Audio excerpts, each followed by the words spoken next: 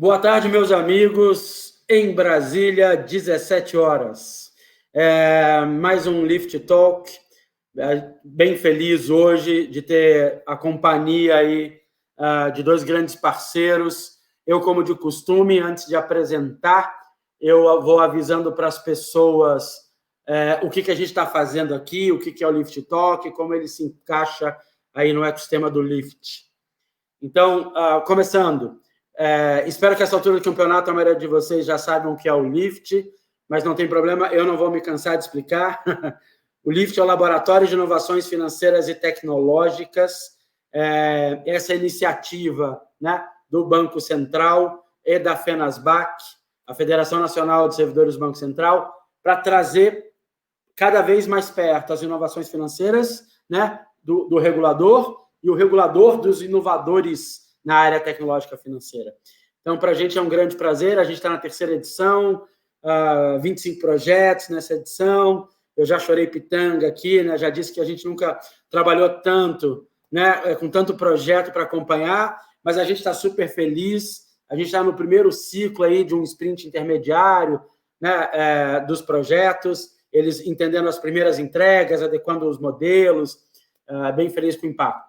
E o Lift Talk é uma iniciativa derivada, né, do Lift, onde a gente traz essas conversas sobre as questões que impactam o sistema financeiro nacional, os bancos, as fintechs, o regulador, né, tudo que a gente consegue endereçar aqui, eventualmente com os parceiros tecnológicos do Lift e eventualmente com servidores do Banco Central, para que a gente possa ter uma conversa que a gente insiste por aqui, chamada conversa de segunda página, né?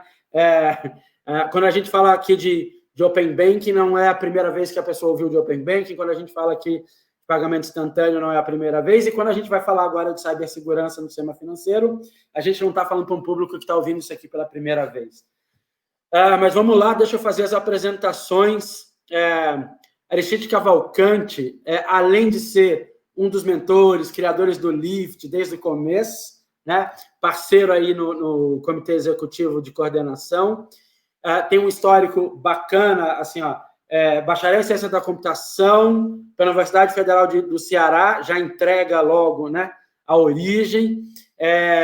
Pós-graduado em Gestão Estratégica da Informação, mestre em Gestão Empresarial pela Fundação Getúlio Vargas, e está competindo ali com o Marcelo Inglês e tempo no Banco Central, está há 21 anos no Banco Central. Atualmente, o Aristides ele é responsável pelo Escritório de Segurança Cibernética e Inovações Tecnológicas. É a pessoa para estar aqui, junto com o nosso amigo Marcelo Inglês. O Marcelo Inglês ele é chefe adjunto do Departamento de Gestão Estratégica e Supervisão Especializada do Banco Central, graduado em Economia pela USP, pós-graduado em Gestão Financeira e Atuarial, e falei que estava competindo, mas está ganhando para o Egito, talvez por meses, mas está há 22 anos no Banco Central. Desde o ano passado, o Inglês, como ele é conhecido, é responsável pela liderança das equipes especializadas em riscos tecnológicos e operacionais nas instituições financeiras e na infraestrutura do mercado financeiro. Se eu for continuar lendo o currículo de vocês, eu não paro.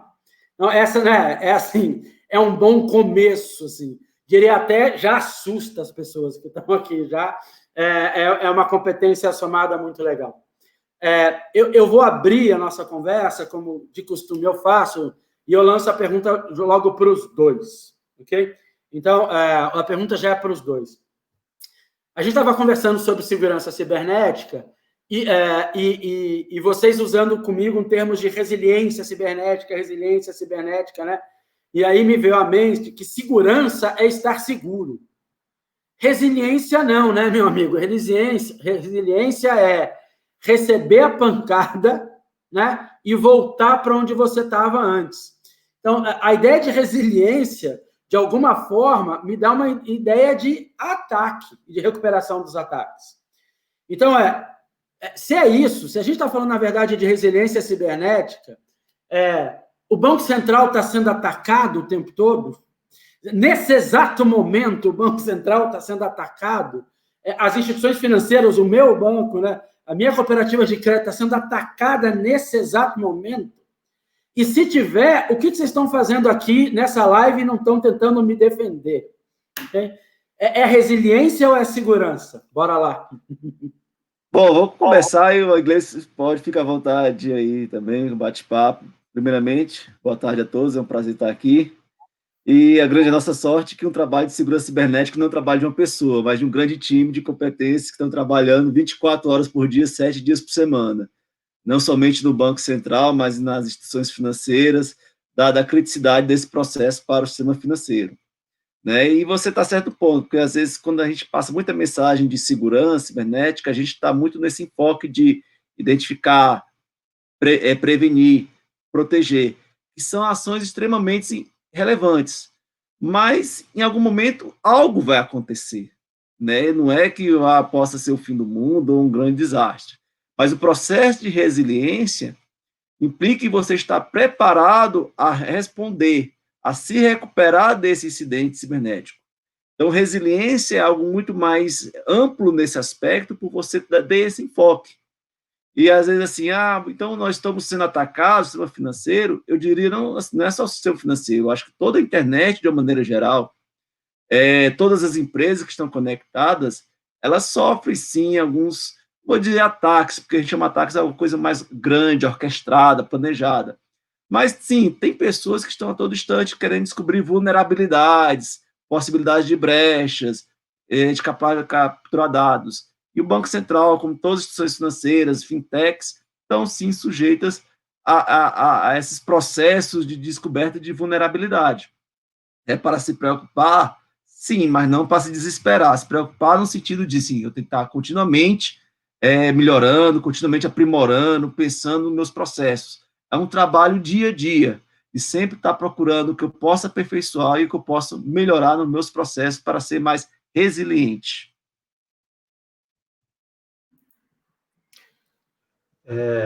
Bem, boa tarde também a todos, né? Obrigado pelo convite, a oportunidade de estar aqui com vocês, batendo esse papo.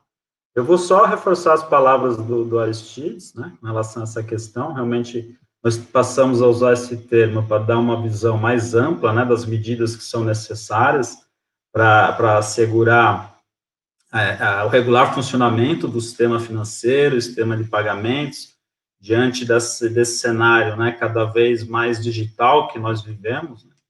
E resiliência é tudo isso que o Aristides falou. Eu diria até que inclusive, ser resiliente é procurar se antecipar aos problemas, né? Então, é você estar o tempo todo prospectando as ameaças, avaliando os riscos, né?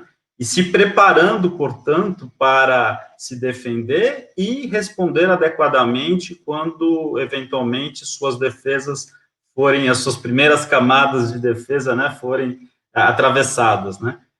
Então, de fato, é esse conceito mais amplo. E é tão amplo que responde até a sua última pergunta, porque estar aqui, acho que faz parte do processo de construção de um sistema operacionalmente resiliente, porque a gente precisa trocar informações, a gente precisa conversar, a gente precisa levar essa cultura de risco, né, de gestão de riscos, principalmente do risco cibernético, para todo mundo, né? Precisamos exercitar, né, esse tipo de questão, desse tipo de debate, porque isso faz parte da construção de um sistema mais resiliente. Maravilha. Ok, então, de alguma forma, a gente está aqui ajudando na resiliência do sistema, falando sobre cibersegurança. Deixa eu agradecer, a gente já está com um grupo grande aqui de pessoas. Eu tenho um nome que eu cito sempre, Bebel, você vai ganhar uma medalha. A Bebel fez o projeto da Midas ano passado com a gente no Lift, ela está em todos, do começo ao fim, mas tem outros projetos aqui, o pessoal da Polpix está com a gente, dando oi, Daniele, lá da Fenasbac, também está com a gente, e o Antônio Correia também está sempre aqui com a gente. Então, para essas pessoas, meu próximo recado, né, pode não fazer tanto sentido, mas para quem está chegando aqui agora, eu vou já lembrar as pessoas que a gente tem essas conversas o tempo todo e elas funcionam mais ou menos assim. A gente começa a ter uma conversa, né, pré-estruturada, onde eu tenho algumas perguntas prontas, mas a gente conta com as perguntas de quem está assistindo. Então, todo mundo que estiver aqui né, já pode mandar a pergunta. Daqui a pouco a gente vai começar a fazer essa coleção e levá-la para o Aristides e para o inglês. A outra coisa é, assina o canal. Né? Esse canal da Fenasbac é um canal que a gente está conversando muito direto com todo o sistema financeiro, todos os agentes, todos os participantes, regulados ou não. Né? Tem hora que eu faço a piada, assim, a gente não tem nenhum tipo de preconceito. Se é regulado, não é regulado, se é fintech, se é banco tradicional. A ideia é que você é varejo e está interessado agora no Pix, né? Então, esse é o espaço desse tipo de conversa. Se você puder assinar o canal e clicar no sininho, a gente agradece. Essa é uma conversa que eu acho super importante, e quando a gente olha no Banco Central, essa conversa de segurança cibernética, ela está dentro do tema de inovação, na agenda BC Hash, que é, né, um drive estratégico do Banco Central. Ela está lá, supervisão do risco cibernético está lado a lado com o Pix, lado a lado com o Open Banking, lado a lado com digitalização de títulos de crédito, sandbox regulatório. Aí eu queria ouvir isso de vocês. Por que a supervisão de risco cibernético é tão importante para estar nessa agenda? E por que ela está na agenda de inovação do Banco Central? Aristides, essa eu começo, então depois você complementa. Eu diria assim, basicamente, de uma forma muito direta, que não existe sistema financeiro ou sistema de pagamento competitivo e eficiente se ele não for seguro. A gente sabe que todo sistema financeiro, todo sistema de pagamentos, ele tem um pilar fundamental para o seu funcionamento, que é a credibilidade. As pessoas precisam acreditar que o sistema, né, é seguro e confiável. Né?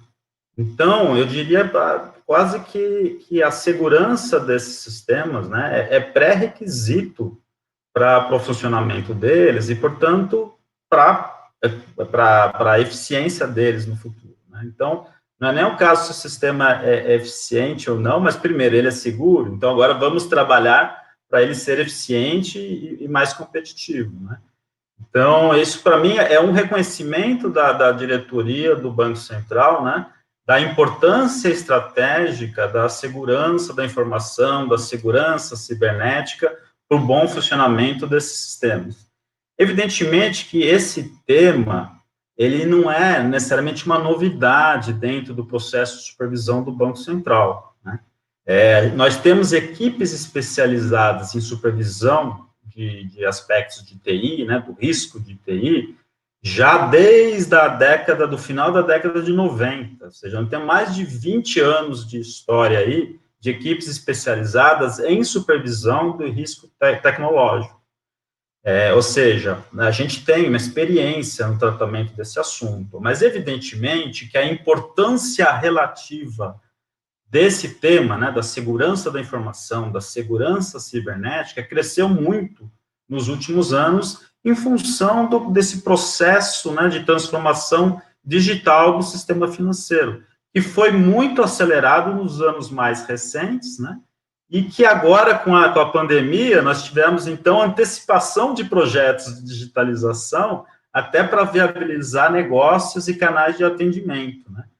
Então, nesse ambiente cada vez mais tecnológico, evidentemente que a exposição ao risco tecnológico também aumenta, né? É uma consequência natural de um ambiente cada vez mais dependente de tecnologia, né?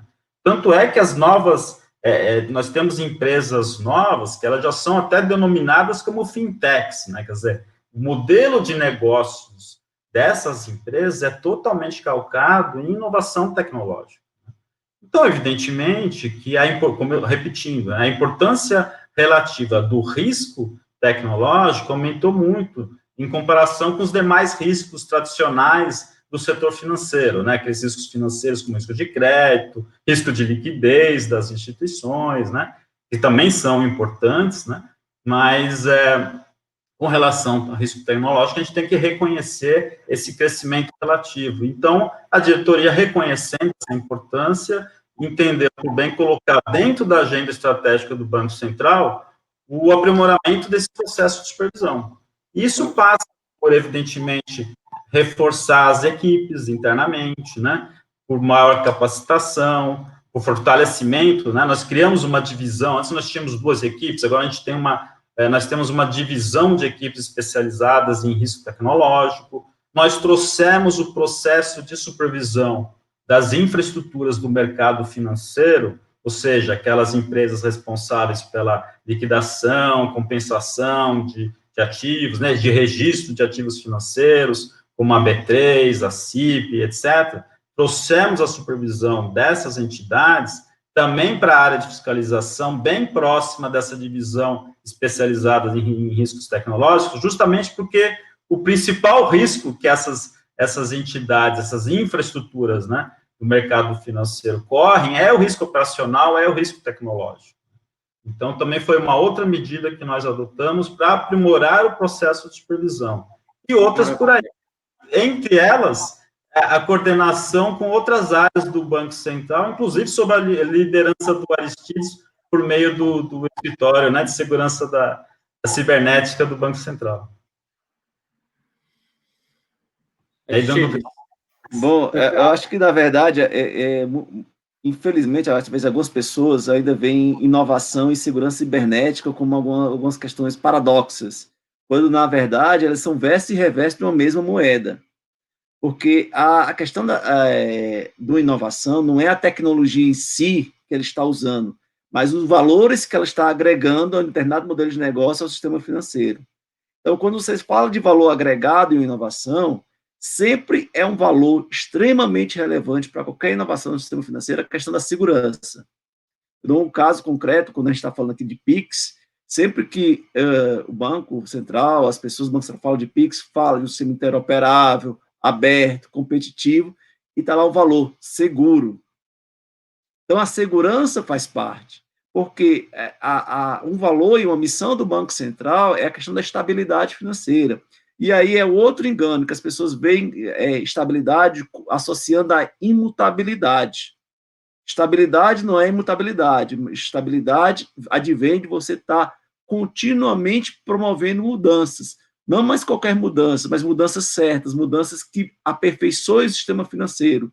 E dentro desse processo, cada vez mais se quer levar a segurança que as pessoas têm, a confiança que as pessoas têm no sistema financeiro. Então, essas inovações têm que vir, sim, agregando confiança das pessoas no sistema financeiro, nos serviços que elas estão utilizando. Maravilha. A gente já está começando a receber perguntas, já estou gostando, fico mais animado, o pessoal começa a mandar. Eu ainda vou fazer algumas minhas e daqui a pouco eu vou puxar das pessoas que estão nos assistindo. O inglês levantou um assunto que parece muito atual, né?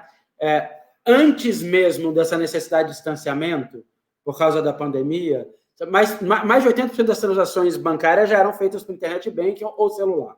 A gente já tinha visto isso. Mas agora a gente tem um cenário onde o distanciamento, né, causado por essa pandemia se soma a algumas iniciativas inovadoras, como o Open Banking, o sistema financeiro aberto, como o sistema de pagamentos instantâneos, né, que aumentaram e vão continuar aumentando a digitalização de todo o sistema financeiro, né, ou a eletronificação do dinheiro, do sistema de pagamento do sistema financeiro. Quais são os desafios de segurança que esse cenário traz, né? Do ponto de vista do regulador, né, e do ponto de vista da instituição financeira?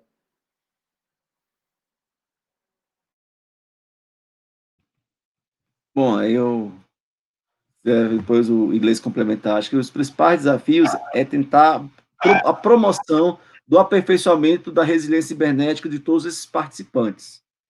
Eu acredito o seguinte, quando a gente está falando desses ecossistemas, Open Bank, PIX, você tem que ter em mente que nós vamos ter diferentes instituições, diferentes participantes dentro desse ecossistema, com diferentes tecnologias, com diferentes maturidades.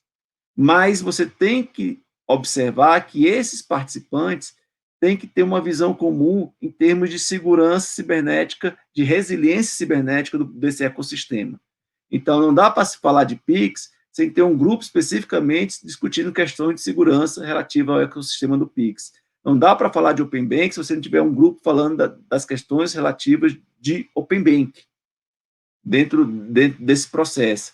Então, dentro dessas questões, o desafio é, primeiramente, eu acho que um extremamente relevante é fazer com que essa questão da resiliência cibernética, segurança cibernética, deixe de ser uma discussão do âmbito da área de TI e passe a ser uma discussão do âmbito estratégico do board das organizações.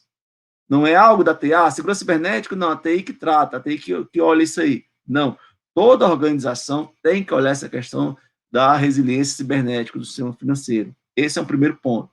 Segundo, é que as instituições tenham planos de aperfeiçoamento contínuo. Minha segurança cibernética está boa. Ela está boa, mas pode não estar boa no futuro próximo. Quer dizer, você tem que estar continuamente avaliando a sua resiliência cibernética, identificando como é que está a sua maturidade, identificando eventuais gaps e aperfeiçoando o seu processo continuamente.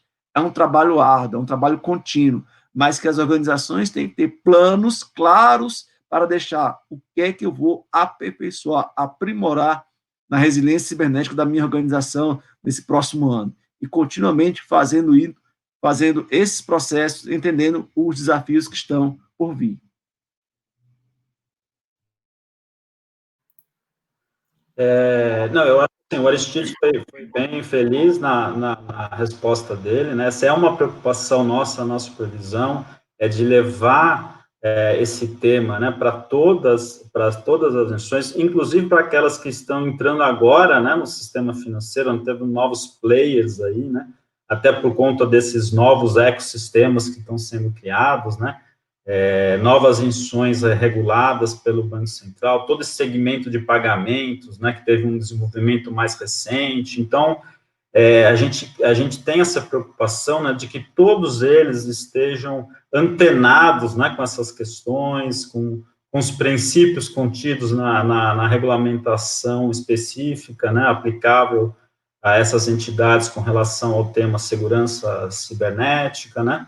Essa questão que o Aristides coloca, né, de que a segurança cibernética é um assunto que tem que estar estreitamente associado, né, às decisões estratégicas da organização, é algo que a gente vem notando mais recentemente, que tem evoluído bastante, até por conta da resolução 4658, né, que foi editado e trouxe esse conceito, né, mas a gente percebe que ainda existe um vasto campo aí a ser percorrido, né? Muitas entidades ainda precisam aprimorar essa questão internamente, né? Tratar o risco de TI como uma questão estratégica. A estratégia de TI tem que estar bem integrada à estratégia da organização com relação aos seus negócios, né?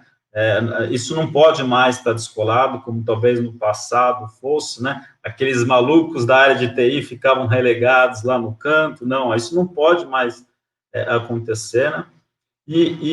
Só uma questão que eu queria acrescentar, que nesse novo cenário que nós estamos vivendo, né? Onde a gente pode afirmar que você não tem mais tantas empresas que dominam toda a cadeia, né, de operações ou produtiva, né, do segmento, não é tão verticalizado, você tem muitos players ou participantes menores atuando em determinados nichos e segmentos, tal. Então você tem, isso está muito mais fragmentado, né, então ninguém mais, né, tem relação de interdependência muito grande. Então, isso traz, evidentemente, riscos e preocupações. A gente precisa mapear todos esses processos e inter-relações, né? Principalmente aqueles mais relevantes para o sistema financeiro, para a gente assegurar que eles estão seguros, né? E aí, nesse contexto, eu incluo também os provedores de serviços de TI, que são entidades não reguladas pelo Banco Central, pelo Conselho Monetário Nacional, né, mas são importantes para o bom funcionamento do sistema financeiro e para o sistema de pagamento. Então, deixa eu construir aí uma pergunta, Porque uma das visões que a gente tem tido e tem conversado com o mercado inclusive esses arranjos novos, né? Você tem hoje uma concentração enorme, né, desses provedores de tecnologia, em especial o pessoal de computação em nuvem, né? Vários deles nossos parceiros do Lift, que a gente adora, mas você vê uma concentração de dados, de processamento, e, por outro lado, parte das inovações tem trazido outras figuras, outros agentes, né, para a cadeia do sistema financeiro, como no Pix, um iniciador de pagamento, ou um participante indireto, né? Então, a gente vê as duas coisas ao mesmo tempo, e eu gostaria de ouvir vocês em relação ao foco da segurança e da cibernética. Muita concentração, por um lado, né? Vulnerabilidade pela concentração dos provedores de tecnologia e vulnerabilidade por muitos parceiros novos, né? Desenhos novos de agentes que nem existiam no sistema financeiro.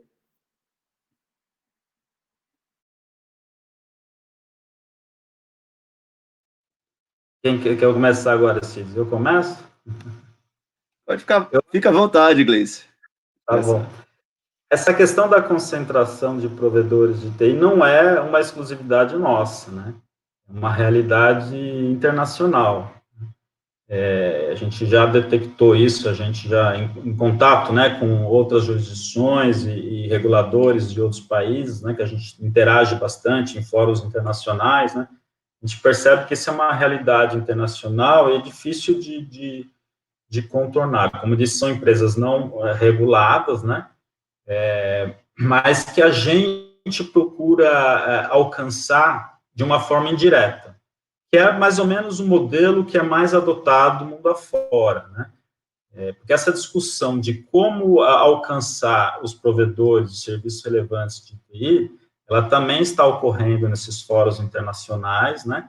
Porque é uma preocupação de todos. De fato, se existe concentração, dependência de alguns provedores, se nós tivermos algum problema, né, alguma indisponibilidade ou algum ataque a esses provedores, a gente pode ter um efeito não desprezível no sistema financeiro ou no sistema de pagamentos, né?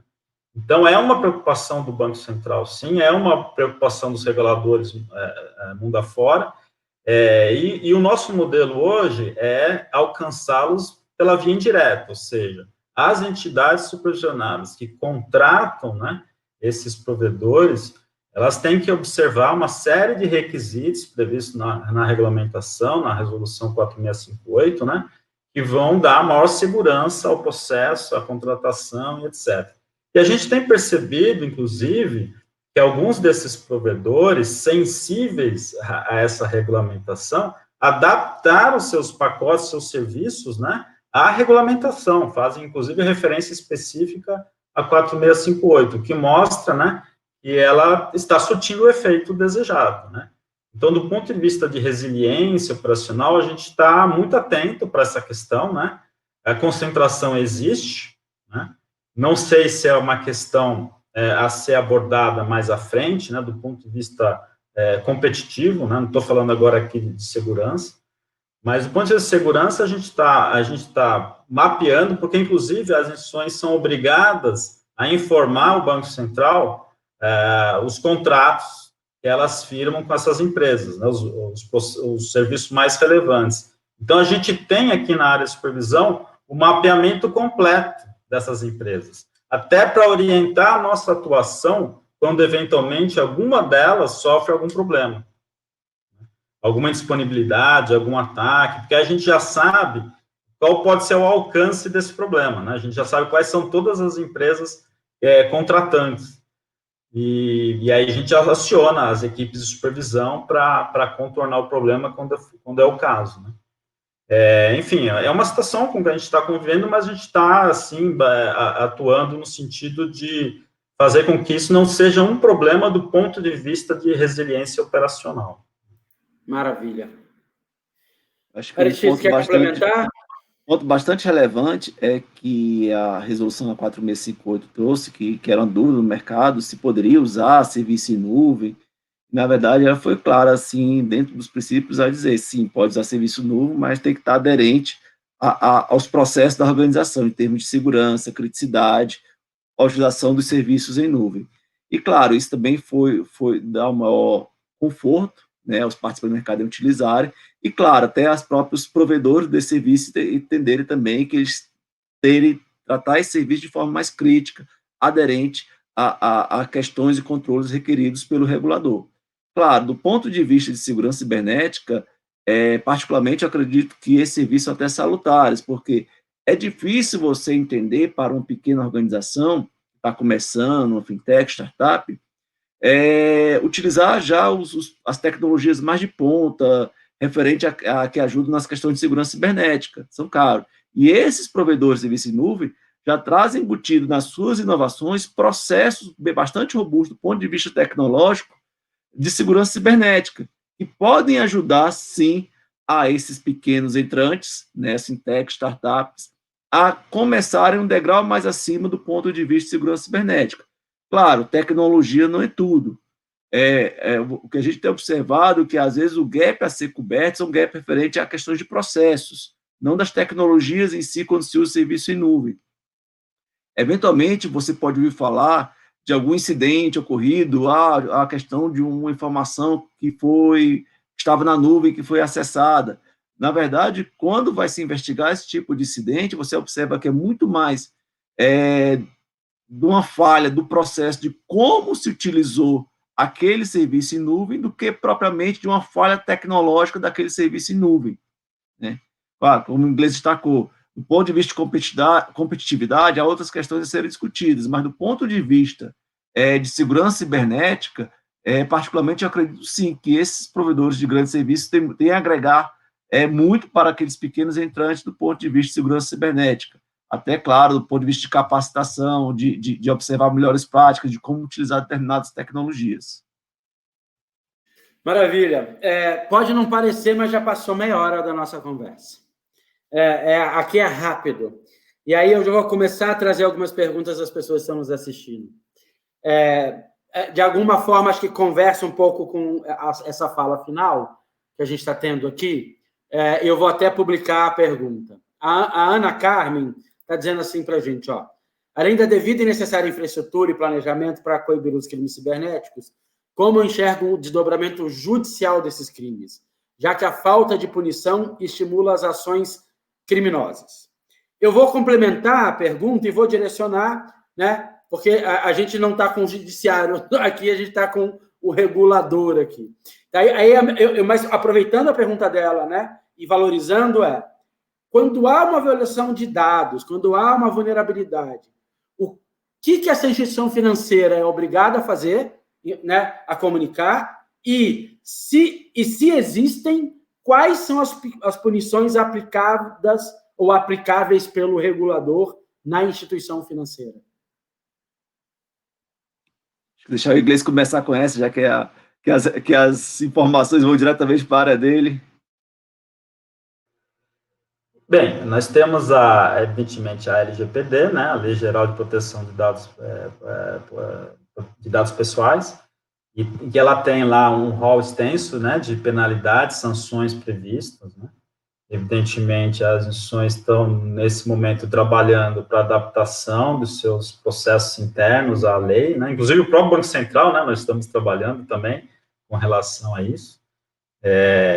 Eu sempre entendi a LGPD, assim, para o sistema financeiro, como algo, assim, muito benéfico, evidentemente, mas não é uma matéria completamente estranha às instituições financeiras, porque elas estão acostumadas a lidar com dados sigilosos, né, tem o sigilo bancário, etc. Então, não é uma matéria totalmente estranha às instituições financeiras. Mas, evidentemente, tem um processo aí de adaptação à lei, porque, inclusive, elas ficam expostas ao risco legal em caso de descumprimento, e nós teremos, né, uma autoridade aí nacional de proteção de dados que vai ficar responsável pela fiscalização dos eventos de descumprimento da lei, especificamente, e para aplicar as sanções previstas na lei.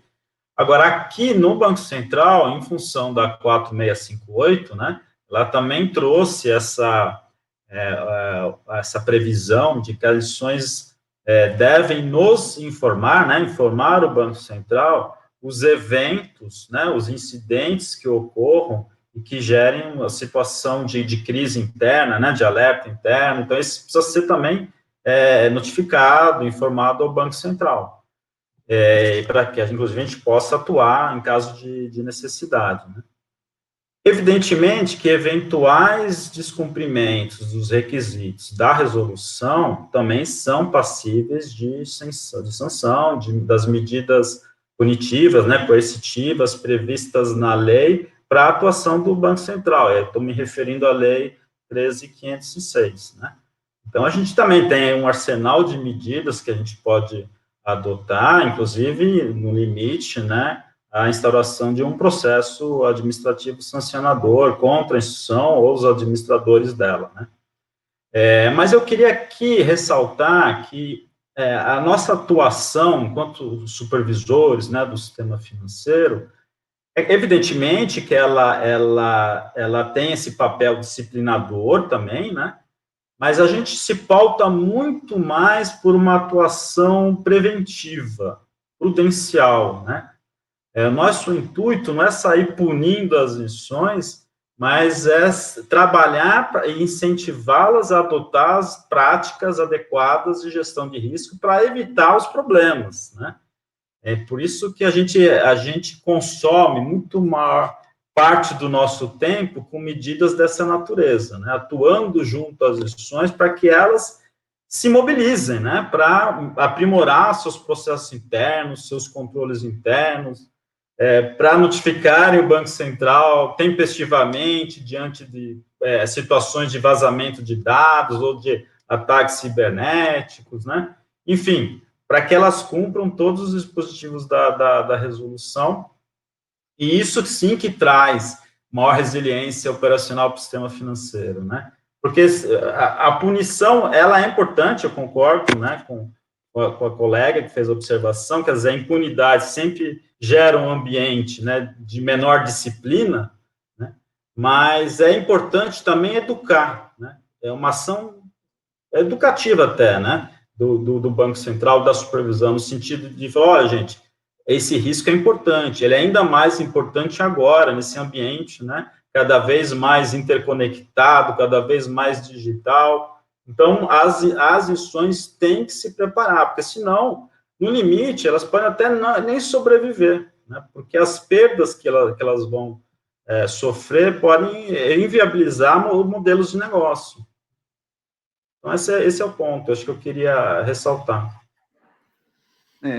Só complementando aí em linha que o Iglesias falou, as instituições, claro, com a 4B Code, são obrigadas a notificar incidentes cibernéticos que gerem situação de crise, mas aí fica essa questão, o que é a situação de crise? Você tem que observar que a situação de crise é uma situação que possa gerar uma questão de desconfiança dos clientes perante aquela instituição. Então, por exemplo, vou dar situação hipotética, se você, por alguma questão de ataque cibernético, o Internet Bank está completamente disponível para todos os clientes de determinada instituição, isso sim configura um incidente relevante, que gera situação de crise. E aí, como a pessoa colocou, e a questão de vazamento de dados pessoais, acho que você tem que entender muito o processo. Foi vazado, às vezes, o dado de um cliente, você tem que ter a razão, porque, às vezes, o próprio cliente, por uma questão de ter caído num phishing, ou seja, ter colocado seus dados em um site inapropriado, pode ter vazado essa informação, ou seja, pode estar também na parte dele. Mas, às vezes, pode acontecer às vezes, se tiver um vazamento de informação de vários clientes de uma determinada instituição, isso possa ser uma geração que possa gerar desconfiança dos clientes perante aquela instituição. E aí, o papel do regulador, do supervisor, no caso da equipe de inglês, é olhar esse processo e descobrir onde é que está a falha, o que aconteceu, precisa ser aprimorado. E, às vezes, pode estar na instituição, às vezes pode estar num parceiro daquela instituição, que é muito que a resolução falou, que os terceiros também que fazem serviços têm que ter os mesmos padrões aderentes de segurança cibernética, por isso a importância desse processo. Então, isso tem que ser observado e, principalmente, aquilo tem que ser olhado, aprendido e aprimorado. Isso não só vale também para as instituições, acho que também vale para todos, cada um de nós como cidadãos e clientes. Ter mais atenção às questões da segurança cibernética, fazer parte de entender melhor essas questões, para não cair em situações de phishing, de colocar dados pessoais em sites indevidos, de correr situações. Nós, como cliente, fazer parte da nossa educação digital, aprender as questões de segurança cibernética também. Aristide, você falando me lembrou de duas coisas, aí eu vou puxar uma pergunta para você. A primeira, a gente estava tendo discussão de um dos grupos de trabalho que passou pelo Lift, o pessoal falando uma frase que eu gostei muito, falou, cara, a gente queria parar de discutir identidade digital, porque só tem identidade digital. Identidade digital é identidade, né? A parte digital de quem você é, dos seus dados, hoje ela é muito maior do que a parte não digital. Então, esse entendimento que você faz parte também do desenho de segurança, acho que é importante. Eu, pessoalmente, eu prefiro muito mais que me roubem minha carteira de motorista física do que roubem minha carteira digital de motorista, acessem, né, a parte digital da minha carteira de motorista. Eu vou ficar mais tranquilo. Mas você falou de phishing e dessas técnicas, né, de acesso aí, de vulnerabilidades, e a gente tem a Lívia e o Gilson estão trazendo uma questão que eu acho que vale a pena. Vou endereçar para você e acho que o inglês pode complementar. Tá falando, eu vou até publicar rapidinho aqui. A Lívia está falando de inteligência artificial sendo usada como aliada de prevenção de fraude, mas também de ataques, né? Quer dizer, os hackers, as pessoas que estão tentando fazer o ataque. O Gilson está numa linha parecida, né? Ele quer saber se, por meio de uso de inteligência artificial, base de dados e comportamento do sistema, você pode antever incidências de ataques, se é possível, e se isso está sendo usado.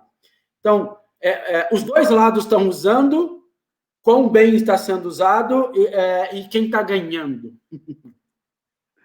Eu diria, não sei, falar que está ganhando, eu diria que todos estão correndo para se aprimorar o mais rápido possível. E eu acredito, claro, os grandes players de tecnologia que provêm soluções de segurança cibernética, eles têm internalizado essas soluções técnicas de inteligência artificial e machine learning. Porque como é que funciona a técnica? Essa tecnologia em si, ela é para reconhecer um determinado padrão, reconhecer um comportamento. Então, por exemplo, vou dar um exemplo prático, um exemplo mais técnico.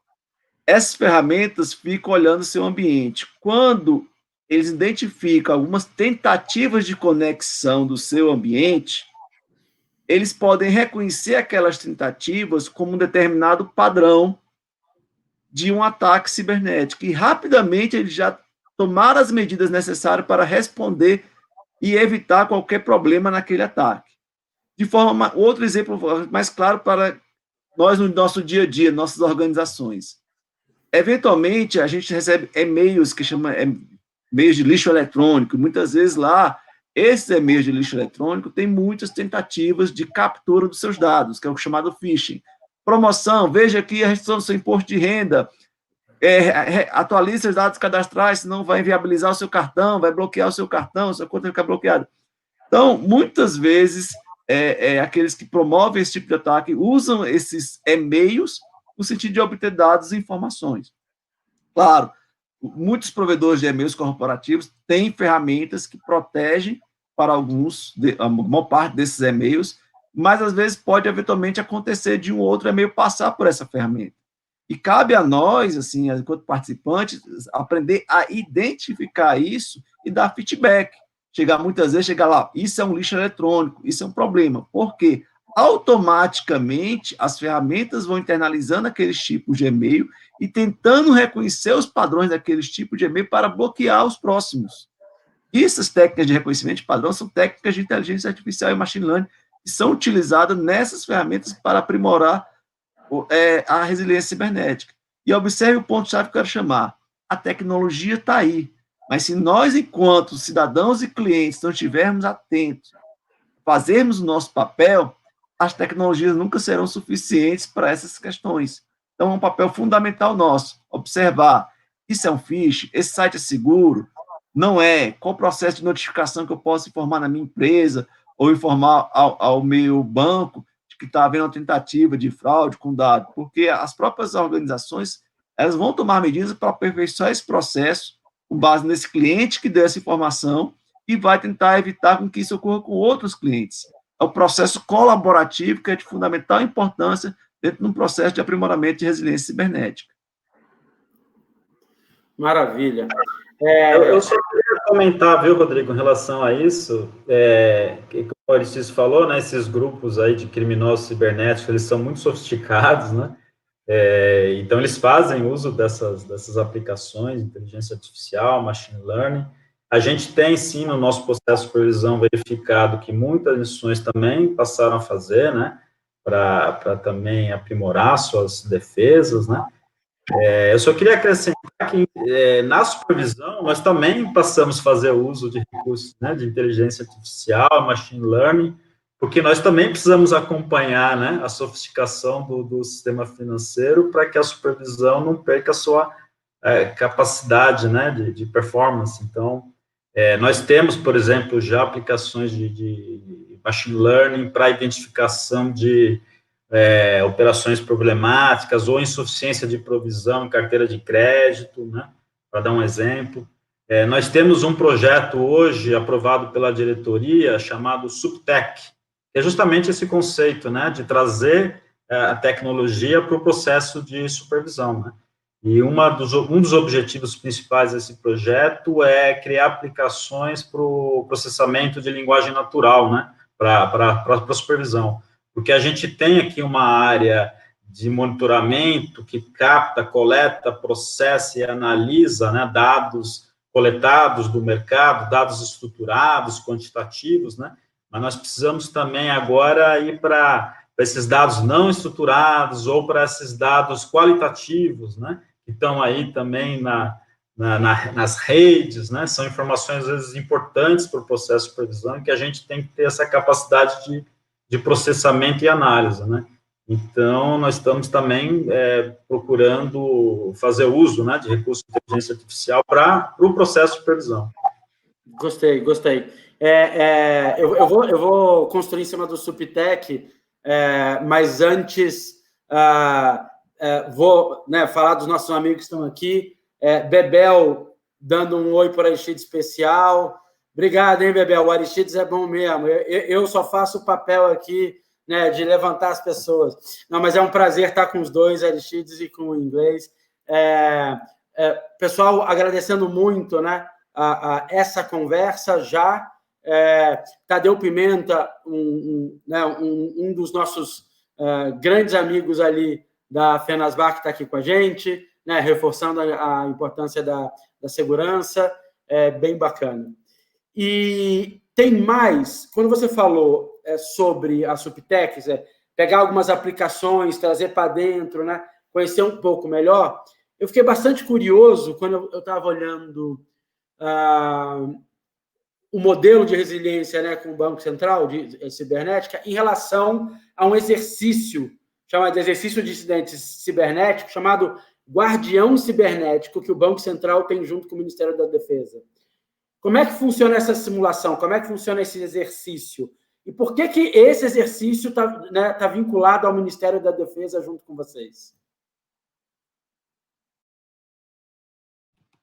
Bom, vou começar. O Ministério da Defesa, veja, essa preocupação em segurança cibernética não é só uma preocupação em termos setorial do setor financeiro, que é relevante para a gente, mas é uma preocupação em termos de Estado, governo. Porque muitas vezes a gente fala em cenários de incidentes, de ataques cibernéticos, mas muitas vezes existe até se discute cenários de guerras cibernéticas. Guerra cibernética e guerra de ataque. Então, o Ministério da Defesa promove um exercício envolvendo vários setores críticos, e, claro, um desses setores críticos é o setor financeiro, de tentar fazer simulações de cenários, vamos dizer, um pouco extremos ou catastróficos, de forma, diante desses cenários, tentar identificar quais seriam os processos de resposta do setor para aquele incidente. Então, por exemplo, participa alguns setores chaves, né? No primeiro exercício teve o setor financeiro, o setor elétrico, o setor de telecomunicações, o setor nuclear, foram os 4. O próximo que ia ocorrer esse ano, mas não ocorreu devido à crise do Covid, iria englobar o setor de aviação e o setor de águas. Então, baseado no cenário, cada regulador de cada setor, então o Banco Central coordena esse exercício pelo setor financeiro, né? Então, a gente traz algumas instituições mais relevantes, mais críticas do ponto de vista financeiro, infraestrutura de mercado, e, claro, algumas instituições diferentes, para que estejam todos juntos. Chega a ser, por limite do Ministério da Defesa, são 11 instituições participantes, o Mostral coordena, CVMs participam como observadores. Então, a gente vai simular um exercício e ver qual seria a resposta, quais seriam os nossos procedimentos para aquele cenário extremo. É isso que aprimora a resiliência cibernética, né? Então, nesse cenário, vamos supor que aconteça um incidente cibernético que colapse as telecomunicações do país. Como é que a gente trataria? Como é que a gente responderia? Como é que a gente conseguiria garantir, respondendo a incidente, garantir, de certa forma, a estabilidade financeira? E, claro, isso é algo extremamente natural e salutar. Não é que o setor esteja esperando uma crise ou uma guerra. Isso faz parte do aprimoramento contínuo de processo. É algo que, por exemplo, nós no Banco Central conversamos muito, no sentido de, e discutimos lá no grupo, tentar promover exercícios com o setor financeiro, explorando diferentes tipos de cenário no sentido, você está esperando que vai acontecer esse tipo de ataque mês que vem, daqui a 2 meses? Não, eu estou preocupado em aprimorar meus processos para que estejam o mais resilientes possíveis a esse tipo de incidente, a esse tipo de cenário ou qualquer outro cenário similar, de forma que a gente já estava clara a missão. É isso que promove a resiliência, como eu vou responder a esses tipos de incidentes. Maravilha. Tem uma pergunta específica aqui, que eu acho que a gente consegue até juntar, e uma é aqui do Rodrigo Pereira, da Poupix. Assim, no contexto do Open Bank, quais são as ações tomadas pelo Banco Central para que informações das pessoas não sejam vazadas no momento que são compartilhadas entre esse número enorme de instituições financeiras? Eu acho que a população, né, e o nosso segmento entende o quão vantajoso é um sistema financeiro aberto. Mas o aberto parece não ficar tão bem com o seguro, né? Então, especificamente, existem ações claras para o Open Banking em relação à cibersegurança? Eu vou começar porque eu estou nessas discussões com o Departamento de Regulação. Veja, observe que quando se fala que no Open Bank você vai poder compartilhar suas informações pessoais, cadastrais, transacionais, primeiramente, as informações não vão ser compartilhadas alheio ao seu consentimento. Existe uma principal questão fundamental. A sua informação pessoal será compartilhada mediante o seu consentimento, ou seja, uma instituição vai chegar no seu banco e dizer, Rodrigo, eu posso acessar suas informações transacionais, para de fazer uma oferta de crédito até a data tal, prazo de validade de requisição, você vai dizer se sim ou se não. Essa é a primeira questão. Então, isso é um princípio forte do Open Banking, a pessoa tem maior controle sobre suas informações. E segundo, não é qualquer empresa ou organização que vai ter acesso às suas informações. São empresas participantes do ecossistema do Open Banking. E enquanto participantes do ecossistema do Open Banking, é claro, uma diretriz importante, como vai acontecer aqui, como aconteceu em UK, é a questão de práticas comuns de segurança cibernética pelos participantes. Então, como você estabelece no PIX, por exemplo, fazendo uma analogia, que tem um grupo de segurança que está estabelecendo padrões, procedimentos e processos relativos às questões de segurança cibernética, também haverá, no âmbito do Open Banking, questões de práticas, processos, procedimentos, que deverão ser observados pelos participantes do Open Banking. Ou seja, você, enquanto cidadão, vai ter a visibilidade de que aquele participante do Open Banking, ele está, sim, tendo práticas de acordo com a autorregulação, ou seja, práticas aderentes ao ecossistema. É o que a gente chama princípio de rede. O que é o princípio de rede? Cada vez mais, você não é uma instituição isolada, você é uma instituição dentro do ecossistema, dentro de uma rede de diferentes instituições. Mas, muitas vezes, há uma desconfiança. Poxa, se eu sou a instituição A, estou passando informação para a instituição B, como é que eu sei o padrão tecnológico que aquela instituição B vai estar seguindo? E esse é um desafio do Open Banking, sim, determinar padrões e procedimentos de segurança que deverão ser observados pelos participantes, seja enquanto o tratamento das informações pessoais, seja quando fizer uma iniciação de pagamento, seja enquanto, por exemplo, fizer uma oferta de uma proposta de crédito. Em inglês, essa é a ideia que vocês compartilham de duelo mais fraco? E como é que vocês preparam a resiliência para um cenário com esse tipo de contexto? A questão do duelo mais fraco é que conversa muito com isso que o Aristides comentou, né? Está todo mundo participando aí do mesmo ecossistema, né? Então, se determinada entidade do ecossistema fica mais vulnerável e ela é, portanto, atacada, e isso pode comprometer o ecossistema, né? Então, a gente tem essa preocupação de elevar o padrão de segurança em todos os participantes, inclusive nos menores. A própria resolução 4658, ela traz o conceito da proporcionalidade, né? Diz que, olha, todas as instituições são obrigadas a implementar uma política de segurança cibernética, porém, evidentemente, observando as características do seu modelo de negócio, o perfil das suas operações, a sensibilidade dos dados com os quais ela lida, etc. Então, essa política ela é proporcional, né? A norma adota uma abordagem de proporcionalidade, mas todos têm que ter, né?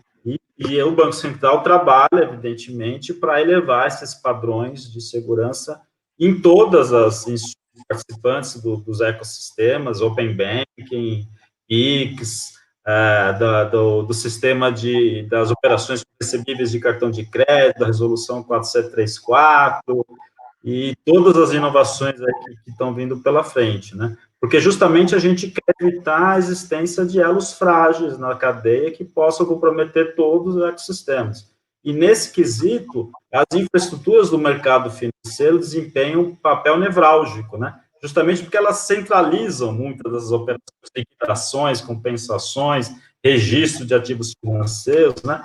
E foi por isso que eu disse logo no início da conversa que nós trouxemos o processo de supervisão dessas MFs para dentro, né, dessa área da supervisão que trabalha com risco tecnológico e risco operacional.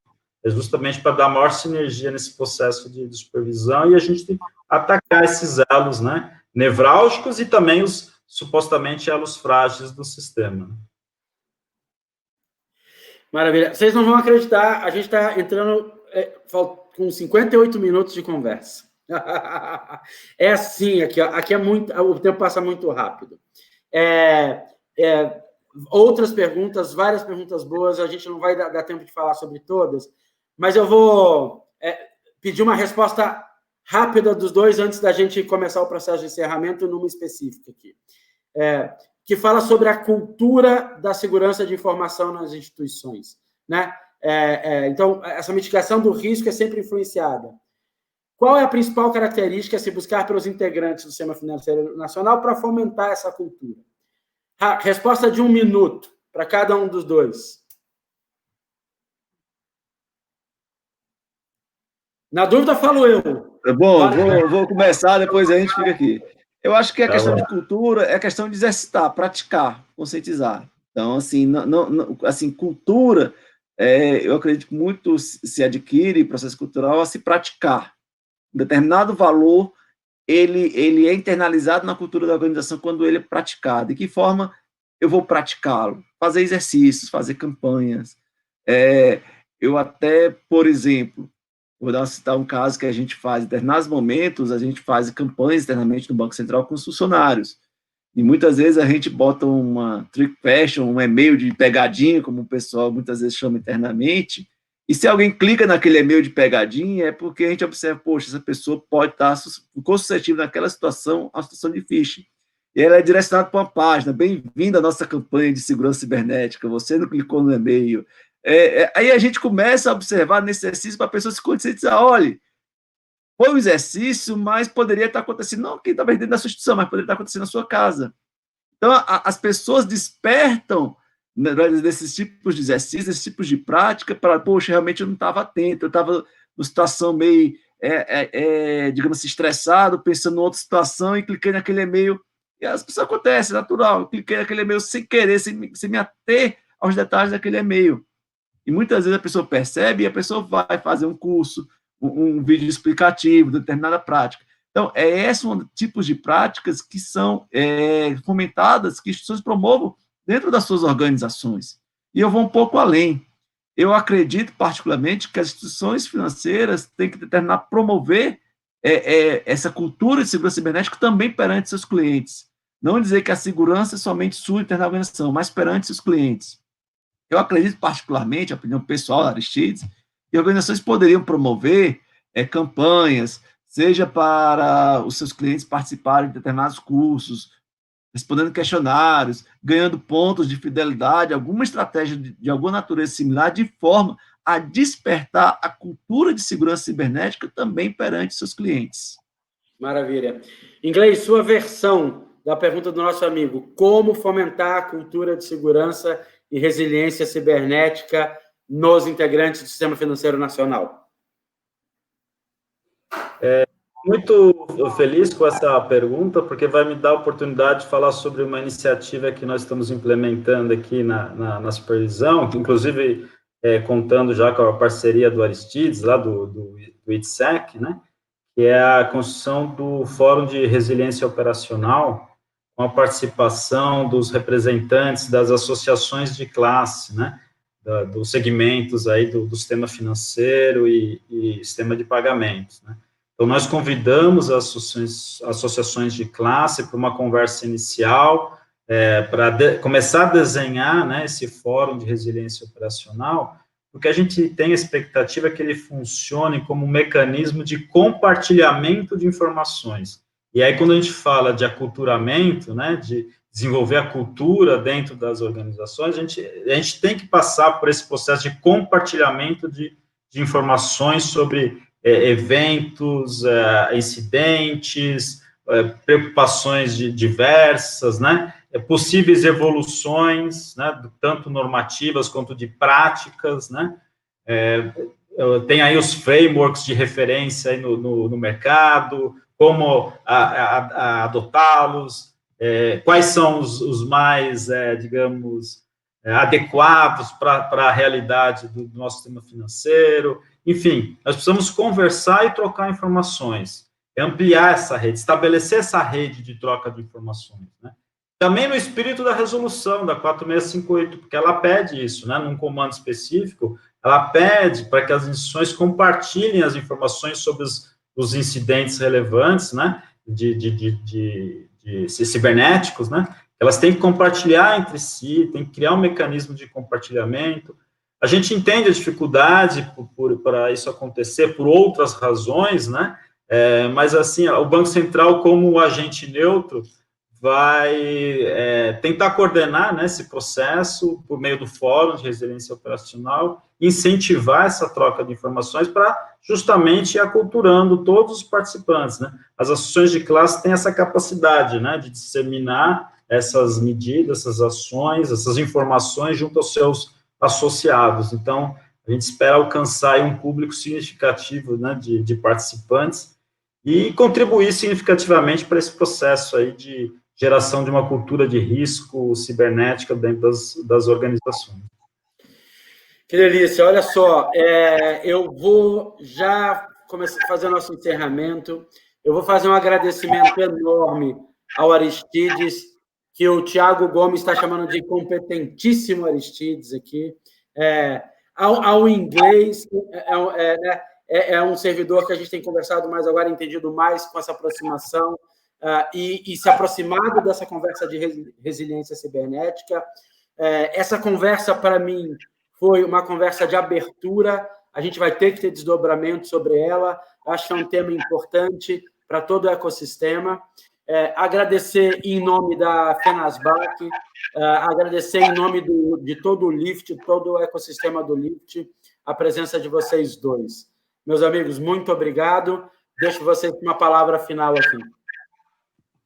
Bom, eu agradeço o convite, Rodrigo, da FENASBAC, né, por esse momento aqui, para estar promovendo esse LIFT Talk sobre a questão de segurança cibernética, que é, né, como a gente tem falado durante toda a sessão, algo extremamente relevante, que vai permear todas as iniciativas de inovação da agenda estratégica do Banco Central. Bem, eu também agradeço o convite, a oportunidade, né? Foi minha estreia aqui com vocês no Lift Talk. Espero ter contribuído, né? Que a participação tenha sido satisfatória. Obrigado. Então, só vou fazer o reforço aqui, ó. Não tem Pix, não tem Open Banking, não tem inovação financeira, não tem fintech, sem a gente entender resiliência cibernética. Meus amigos, grande abraço, até a próxima conversa. Até mais. Abraço a todos, boa noite. Boa noite.